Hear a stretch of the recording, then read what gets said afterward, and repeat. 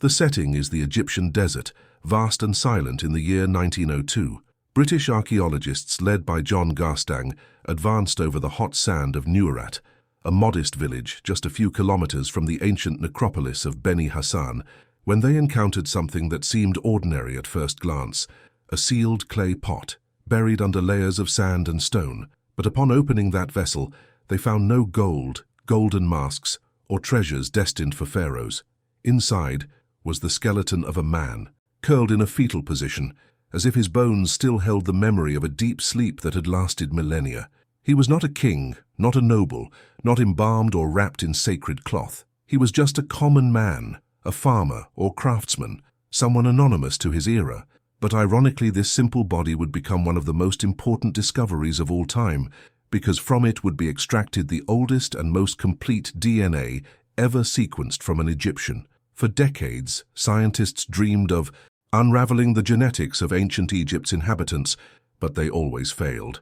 The mummies, preserved with salts, resins, and natron, contained intact skin, but their genetic material had been completely destroyed by the chemical embalming process. Only degraded fragments remained, impossible to assemble into the complete story of an individual. It was like trying to reconstruct an entire library from torn and burned pages, and it was precisely the fact that the Nuarat man had not been mummified that made him so special. Buried in a clay pot, protected in a tomb carved into rock, his body was shielded from the corrosive action of the desert climate. This accident of history transformed a humble burial into an invaluable genetic capsule.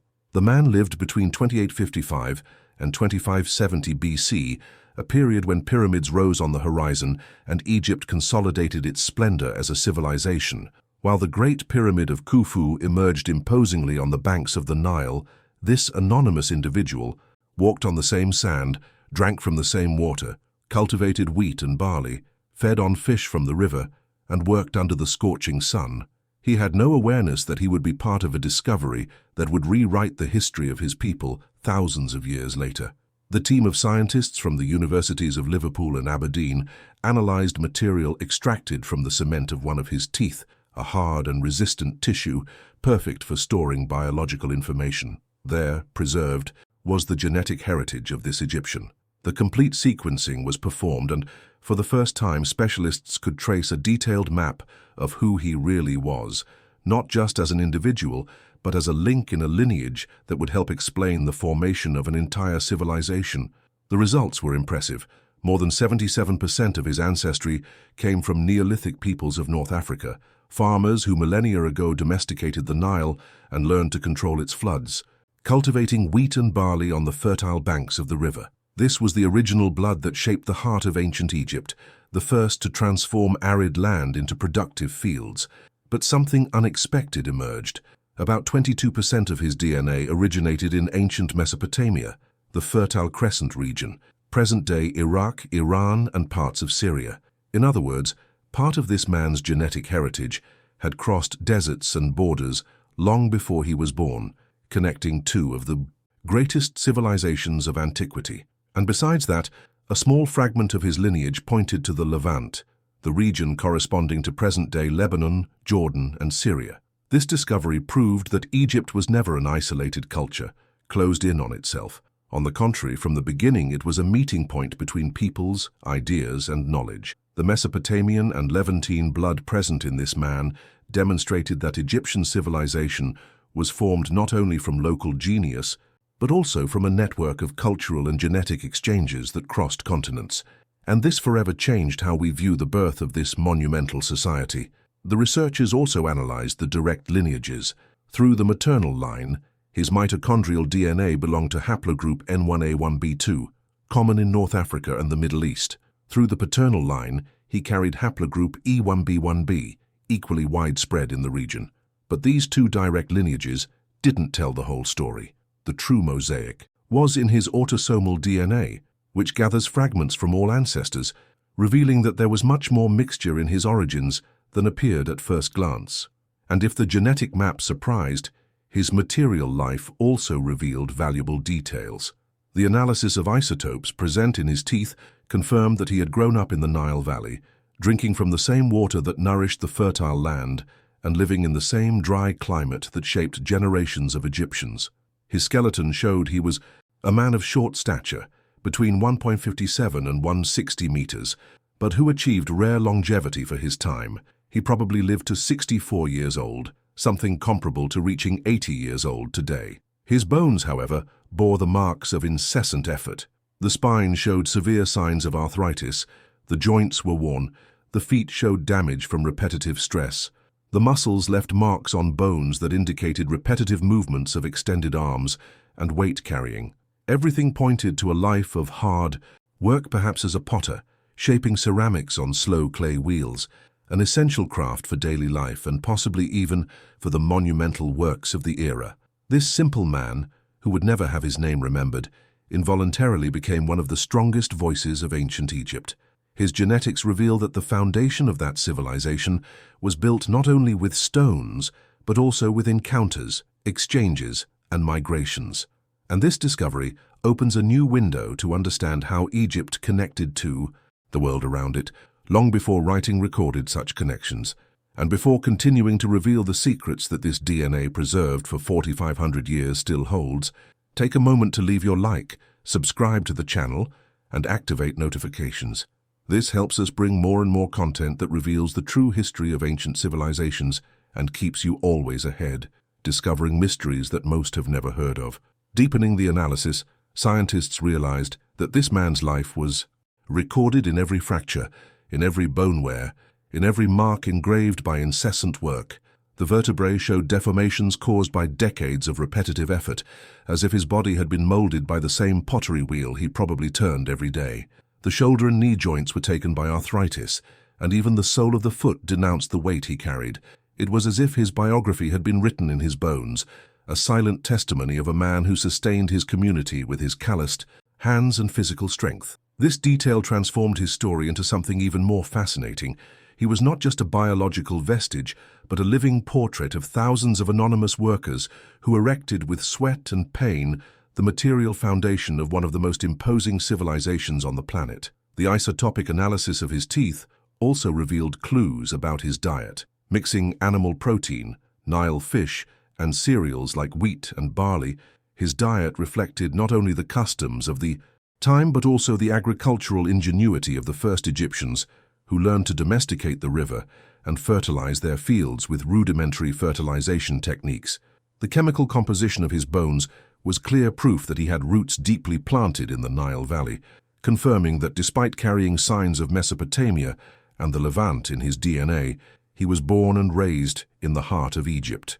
He was a man of the people, but a man of the people connected to a world much larger than he could imagine. And then an intriguing contradiction emerges.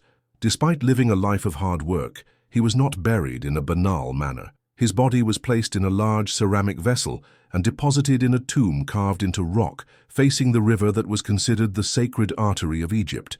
This type of burial, common among some elites of the period, suggests that he occupied a special position in his community.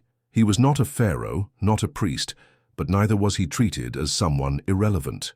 Perhaps he was a master craftsman, someone whose talent exceeded the common, responsible for producing the ceramics that stored grains, water, wine, and even the ointments used in state rituals of Egypt. Perhaps his skill had guaranteed him above-average respect, enough to deserve a more elaborate tomb than common peasants. This possibility connects to another fascinating detail. The introduction of the slower potter's wheel around 2400 BC probably occurred through contacts with peoples from Mesopotamia or the Levant. It's possible that this man was directly involved in the production and adaptation of this technique in his community. If this is true, he was not just a worker, but a direct link between two cultures, someone who carried in his hands the synthesis of distinct traditions. What previously seemed like just a body buried in a vessel now transforms into a key piece to understand how Egypt appropriated foreign technologies and transformed them into something unique. The scientists reconstructed his face using 3D scanning. The result was the image of a man with simple features, probably dark brown hair, equally dark eyes, and skin that, despite uncertainties, should vary between medium and bronze tones, typical of North Africa. There was no majesty in his physiognomy, but rather the tired expression of someone who spent his life bent over work. And this, by itself, was revealing. History is not always told by kings.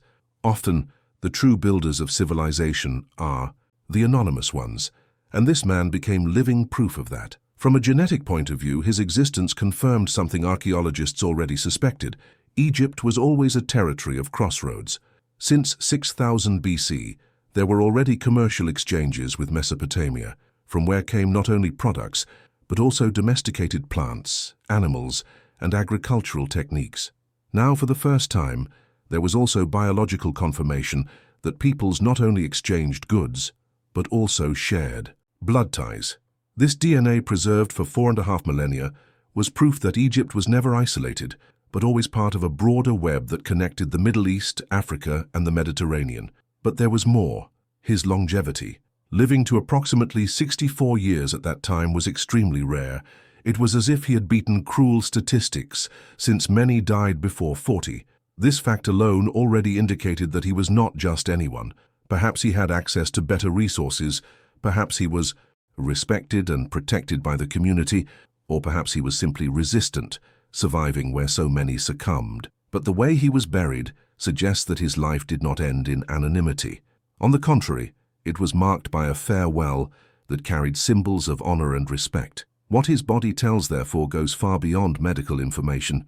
It's a story about identity, about cultural exchanges, about the role of common workers in erecting one of the greatest civilizations ever known. Was he a farmer, a craftsman, a master of ceramics?